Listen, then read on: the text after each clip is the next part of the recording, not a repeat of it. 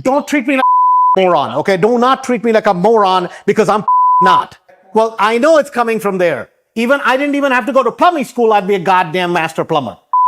You've heard Girls Gone Wild videos. Well, this is House Gone Wild. This is one of the properties on the $1 Million Challenge, and everything that could go wrong has gone wrong, and then some on this property. Was bought as an absolute epic deal. I was jumping for joy. I think I got it. 120, baby. 120, 280. All right, hold on, man. 280 house. What? The wall's buckled in. What do you mean buckled in? Shit. And then everything has gone in a handbasket. I thought I was going to make 100,000, and now the question is not how much I'm going to make, but do I lose money on this house? Having said that, let's go inside. So right at the auction, we realized that we had made a mistake, or I had made a mistake, meaning we didn't realize that it had a foundation issue. Now, foundation issues come in all shapes and sizes. So initially it was like, okay, well, what do? You try to deal with it with hopefully a good attitude.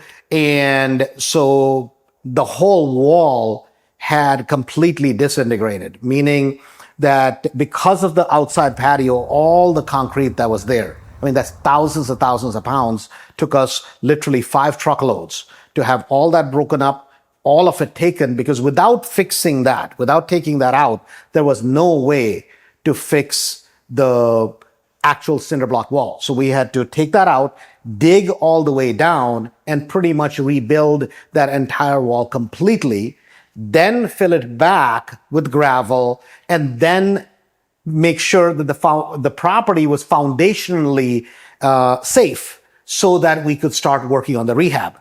Now, to add to it, a tree had fallen on the roof. So that was another thing to prevent any further damage from happening that we had to address, because the tree had fallen. Then we had to fix the soffit, fascia, gutters, that all comes with kind of the roof system.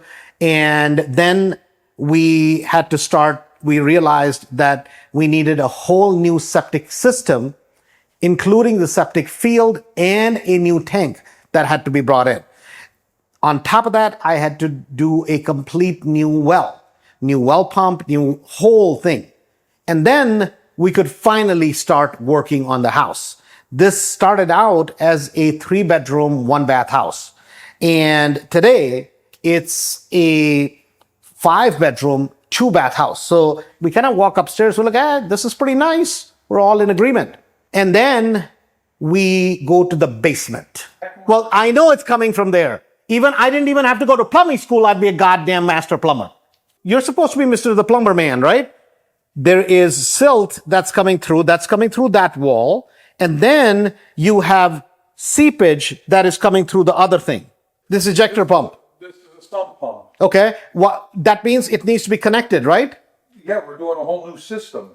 So basically, that system hasn't even been working, correct? No. And you've been paid for this in full. As you guys obviously saw, it's kind of frustrating. It's upsetting because we've spent a hell of a lot of money in the house. And as much as sometimes people like to laugh and go, oh, Andrew's being mean. Guys, this is a business, right? I don't know about you, but if you run any business or you work somewhere, you have a profession, when things go wrong, maybe you have a very good attitude. I don't, right? I feel upset in that moment. And that's just what it is. Right? Because I don't want to be always the nice guy. I want to get a good job done because I'm paying a good amount of money for these. So let's really look at the problem. So the problem is twofold. Number one, we have already fixed the foundation. That's not where the problem is. The problem is that if you notice, there's 2 types of water penetration in this property. Right now, in the last 3-4 days, we have literally had 7, 8, 9 inches of rain, abnormally large torrential downstorms, right? And when you have that kind of rain, you're going to get a little bit of leak or so. But in a property like this, we should not have gotten the water because we know where the water is coming from. So there's 2 penetrations of water. One is what we call the silt water. A lot of times what people will do is dry it out, right? Run a dehumidifier and say, oops, no problem, right? That's not what we do. We want to get to the source of it because we want to fix the issue inherently, what the problem is. So the water there, how can I tell it's silt water? See, it's not sewage water. It didn't come up from the sewage. Sometimes what happens is when it rains a lot, the city, the area you live in, they'll turn off their sewage plant, processing plant, because they can't process any more water. So then the sewage backs up, right? So in a lot of older towns, it doesn't happen in newer towns, but older towns where you don't have what's called overhead sewers, the lowest drain is where the sewage will back up. Right? People think there's something wrong with the house. There's nothing wrong with the house. There's something wrong with the town, which you really can't do a whole bunch about, except put a backflow prevention valve is the only thing that you can do. In this case, that's not the case. This is all fresh water, and it's come in two sources. One is silt. How do I know that? Because there's a fine silt that has accumulated in this water, and it flows from here all the way to over there. So the water penetration didn't happen there, even though water will always go to its lowest point, right? So it flowed there, and when it got more here, it came here. So there's no other water penetration that is a silt-based penetration.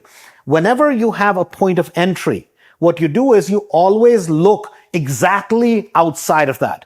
So if we look outside, now if we look at this footage outside, there what you will see is the downspout empties, and there's so much water that it created this entire hole. And then guess where the water is going to go? Wherever the lowest point is going to be right by the foundation. And that is what has created this penetration.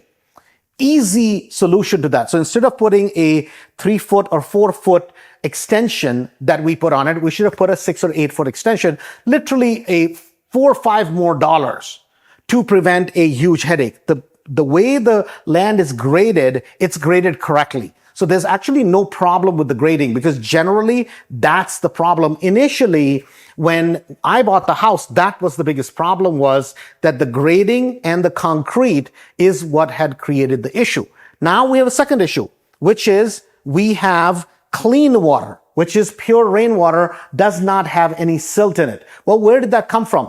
That is coming at the other corner, where guess what we have? We have another drain over there, which is the gutter that's connected, and the gutter is not extended out. I know some of you guys that are kind of smart, you're thinking, what, Andrew, if both of the waters are coming from the gutter, which is rainwater, why is one has silt and the other is clear? If you didn't think about that, you should have. But here's the reason why. See, that ground was recently moved, right? When we did all this work. So it's not settled in yet. So a lot of silt gets carried in with the water. That's the reason why the water here is clear and there it's not. It's actually, it may seem like a huge, big problem to fix. It's not actually as big a problem to fix, but this is something really, really important. And this is something that should have been addressed. And why this is so painful is because now this is just additional headache. So as many videos as I make, as much as we talk about how great real estate is, right? Guys, listen, the greatest business in the world has its own challenges. This is one of those things. Now, the question is this. If you're new, if you're watching this and you're like, oh my God, I'm never touching a house. Well, you shouldn't touch an auction house. That's why we always say you should buy properties in the MLS. You should buy properties off market. You should buy properties online auctions. Why is this for the pros? And this is only for the pros that can afford to take a risk like this. See, guys, if this was my first, second, third, fourth, fifth, sixth, 100th house, I would literally go BK. Here, I'm able to actually make a video, even though I don't like it, because when it's all said and done, do I really make any money? Not really. It's 6-8 months worth of wasted time and effort. Now, in every business, not every part of the business is always going to just make money after money after money. That's not realistic. So that's when we always make these videos. We want to show you the reality. This is one of those things, we titled it, Girls Gone Bad or House Gone Bad, because this is just one of those situations and realities that sometimes will happen. We just don't want it to be your first, second, or third property. So that's why we always suggest don't buy auction houses, because some of them are complete home runs, absolute home runs. But yet, once in a while, you're going to end up with something like this one where you just don't know what you don't know. So as far as the numbers in the property, when I bought the property, I knew I was buying it at auction. So obviously I was going to be a little conservative. So when I looked at the numbers in this area, the numbers were somewhere between 330 and 350. Now I want to be conservative. So I was basing it on that the ARV after repair value would be about 330 to 320. So I was like, if I can buy the property anywhere less than 140, I'm in the money, right? Pretty much do 60,000 in rehab, some carrying costs, and I make a good 80 to 100,000 bucks, at least 80 on the low side. So when I bought it for 120, I'm like, oh my God, we hit a home run. And you could see my excitement, genuine excitement. And I'm here with Bassam and he's like, hey, we got a little bit of a problem. And at the time, we're in high spirits. We think it'll be something funny to get on video. And as it turns out, this is a house to get on video, as you've seen the whole story. So today, what's the reality? 120 buy price, 120 pretty much I've already spent on getting the property to this condition, maybe another 4, 5, 6,000 bucks. So I'm going to be in the deal for 120 purchase, 125 for rehab. So that's 255 right there. And then on top of that, I have carrying cost on the property. On top of that, I have selling cost on the property. So realistically, even if I'm selling the property for 310, you take about 15, 18,000 carrying cost, another 15 to 18,000 selling cost. I'm all in the deal at almost 290. That's my hard cost, guys. I can't even really justify the property, keeping it as a rental property because you really won't cash flow it at that point. So guess what? I went from a potential quote unquote profit of 80 to 100,000 bucks to barely breaking even. And even if somebody tomorrow said, hey, Andrew, after 2-3 months of holding, you're going to make 15 to 20,000 bucks, I would give it to them today as long as I broke even. Like literally, because see, flipping is not about how much money you make necessarily. Flipping actually is much more about efficiency, how quickly you turn the money, because the quicker you turn the money, the easier projects that you do, boring projects. This is not a boring house. It was supposed to be a boring house, but we had some really nasty surprises. And does it happen all the time? Of course not. Because what's the difference between a pro versus a amateur? See, amateur goes, oh my God, my life is over. A pro goes, guess what? I have to deal with it. Because the pros are calculating that something will go bad. You buy 15, 20, 30, 40 houses sight unseen. Once in a while, you are going to end up with something that goes bad.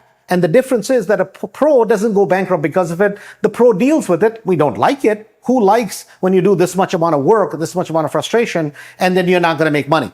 But see, we want to show you through the $1 Million Challenge, we want to show you the realities of flipping. As much as I would like to tell you that you should make money every time, sometimes when you're buying properties at auctions, that's why we always say buy properties MLS, buy properties online auctions, buy properties off market, because then you can see it. You can get inside the property. See, this is buying at the highest level. But in one way, you as an audience, this is such a good demonstration that not everything in life is going to be perfect. It's not that if it's going to go wrong. Sometimes things are going to go wrong. The question is, how are we going to deal with it? And then what are we going to do next? I know for me, I have no other option to grow but to grow. See, for you, what do you get out of it? See, you get to learn from the experience. What is experience? Experience is something you learn when it's too late. So you want to learn from my experience so that you don't have to go through the same pain. And remember, guys, if you want to learn more, go to andrewholmesrealestate.com, attend one of our free meetings on a weekly basis. You can come in person to our office or join us online. Super thrilled, and I'll see you then.